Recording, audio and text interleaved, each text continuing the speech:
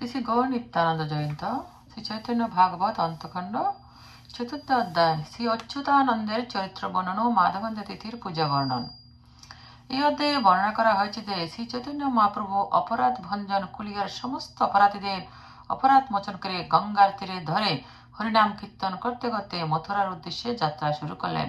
ক্রমে তিনি রামকেলি নামক গ্রামে এসে উপস্থিত হন এবং সেখানে 4-5 দিন অবস্থান করেন এবং নিত্য কীর্তন করতে লাগলেন। সে কীর্তন রসে আকৃষ্ট হয়ে অসংখ্য মানুষের ভিড় দেখা দেয়। এই সংবাদ সম্রাট হোসেন শাহের নিকট পৌঁছায়। সংবাদ প্রাপ্ত হয়ে তিনি মহাপ্রভুকে ঈশ্বর জ্ঞানে চিন্তা করেন।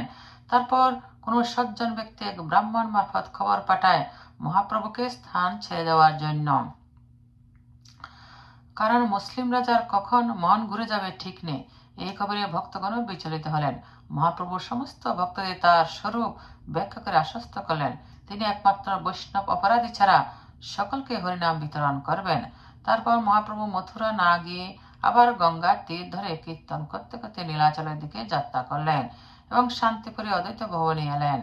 এই প্রসঙ্গে গ্রন্থকার অদ্বৈত আচার্যের পুত্র অচ্যুতানন্দের প্রশংসা করছেন এবং যারা শ্রী চৈতন্য মহাপ্রভুকে মানেন না তাদের যমদণ্ড বর্ণনা করেছেন। একদিন এক সন্ন্যাসী অদ্বৈত আচার্যকে জিজ্ঞাসা করেন, কেশব ভারতী শ্রী চৈতন্য মহাপ্রভুকে? অদ্বৈত আচার্য সামগ্রিকভাবে জানান যে কেশব ভারতী শ্রী চৈতন্য মহাপ্রভুর গুরুদেব। এই কথা শ্রবণ করে 5 বৎসর বয়স্ক শিশু অচ্যুতানন্দ পিতাকে বললেন, অনন্ত ব্রহ্মাণ্ড শ্রী চৈতন্য মহাপ্রভুর ইচ্ছায় তার লোমকূপে মিশে যায়। পুনরায় তার ইচ্ছায় তার নাভি পদ্ম থেকে ব্রহ্মার উৎপত্তি হয়। তার উপদেশ প্রাপ্ত হয়ে ব্রহ্মা সৃষ্টি কার্য করেন। সেই উপদেশ সনকাদি ঋষিরা ব্রহ্মার কাছে প্রাপ্ত হয়ে প্রচার করেন। অতএব জগতের গুরু শ্রী চৈতন্য তার কেউ জগতের গুরু হতে পারেন না। অদ্বৈত আচার্য শিষ্যপুত্রের এই সিদ্ধান্ত শ্রবণ করে আনন্দে আত্মহারা পুত্রকে কোলে তুলে নিলেন। ঠিক সেই সময় ভক্তগণ সহ শ্রী চৈতন্য মহাপ্রভু এসে উপস্থিত হলেন। অদ্বৈত আচার্য সপরিবারে মহাপ্রভুর শ্রীচরণ বন্দনা করলেন। অদ্বৈত আচার্য নবদ্বীপে লোক ও দোলা পাঠালেন সসীমা থেকে আনয়ন করার জন্য। প্রভুর আগমন বার্তা শ্রবণ করা মাত্রই গঙ্গা দাস পণ্ডিত, মুরারি গুপ্ত প্রভৃতি ভক্তগণের সঙ্গে সসীমাতা শান্তিপুরে উপস্থিত হলেন। মাকে দর্শন করে মহাপ্রভু দেবকী, যশোদা ইত্যাদি বলে স্তুতি ও প্রদক্ষিণ করলেন। মহাপ্রভুর ইচ্ছাক্রমে সসীমাতা মহাপ্রভুর জন্য রন্ধন করলেন। মহাপ্রভু প্রসাদ গ্রহণ করলেন। উচ্ছিষ্ট প্রসাদ ভক্তগণ পরম সন্তোষে গ্রহণ করলেন। সপ্রসাদ মহাপ্রভুর সম্মুখে শ্রী মুরারি গুপ্ত রামচন্দ্রের স্তুতি পাঠ করলেন। মহাপ্রভু তাকে আশীর্বাদ করলেন তিনি জন্ম জন্মান্তরে রাম ভক্ত হবেন। তখন এক কুষ্ঠরোগগ্রস্ত ব্রাহ্মণ মহাপ্রভুর নিকটে এলেন বৈষ্ণব অপরাধের হাত থেকে রক্ষা পাওয়ার জন্য।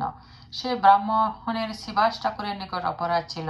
মহাপ্রভু তাকে বর্ষণ করলেন, কিন্তু ব্রাহ্মণ মহাপ্রভু শরণাগত হলেন। তখন মহাপ্রভু তাকে শিবাস ঠাকুরের নিকট ক্ষমা চাইতে বললেন। শিবাস ঠাকুরের কৃপায় কুষ্ঠরোগ মুক্ত হলেন। ক্রমে একদিন শিল মাধবেন্দ্রপুরীর আবির্ভাব তিথি উপস্থিত হলো। অদ্বৈত আচার্য ভক্তগণ সহ মহাপ্রভুকে নিয়ে কীর্তন করলেন। মহাপ্রভু মাধবেন্দ্রপুরীর মহিমা কীর্তন করলেন। বিভিন্ন ভক্তগণ বিভিন্ন সেবা ভাগ করে নিলেন। সসীমাতা রন্ধনের দায়িত্ব নিলেন। মহাসমারম্ভে আবির্ভাব তিথি উদযাপন করলেন। ভক্তগণ মহাপ্রসাদ ভোজন করলেন। মহাপ্রভু আশীর্বাদ করলেন যে এই তিথিতে এই স্থানে প্রসাদ গ্রহণ করবে সে গোবিন্দ প্রেম লাভ করবে। মঙ্গলাচরণ। জয় জয় কৃপা সিন্ধু জয় গৌর চন্দ্র জয় জয় সকল মঙ্গল পদদ্বন্দ্ব জয় জয় শ্রীকৃষ্ণ চৈতন্য নাসিরাস জয় জয় চৈতন্যের ভকত সমাজ হেন মতে প্রভু সর্ব জীব উদ্ধারিয়া মথুরায় চলিলেন ভক্ত গোষ্ঠী লইয়া।